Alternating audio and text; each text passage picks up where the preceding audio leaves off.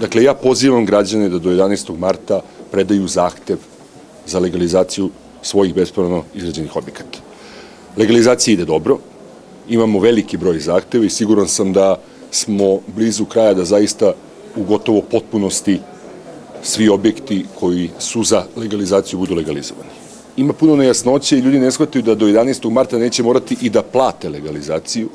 Potrebno je samo da se evidentiraju i da uđu u postupak. On će trajati nekoliko meseci, pa čak i nekoliko godina u nekim gradovima.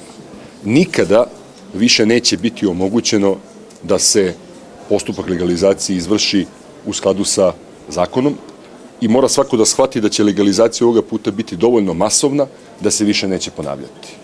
Svi oni koji ne legalizuju objekte suočavaju se sa opasnošću da plaćaju velike poreze i za taj svoj nelegalni objekat, a da nikad ne mogu da ga stave u ekonomsku funkciju, da ih deca neće moći naslediti, da neće moći da uzmu neki kredit, da ga stave u neku hipoteku, da neće moći sa njim da urade ništa i suočavaju se sa opasnošću da jednoga dana, ukoliko se desi da taj objekat se nađe na nekom koridoru, da se nađe na nekoj površini za koja može da bude javna, suočavaju se sa tim da taj objekat bude srušen bez bilo kakve naknade.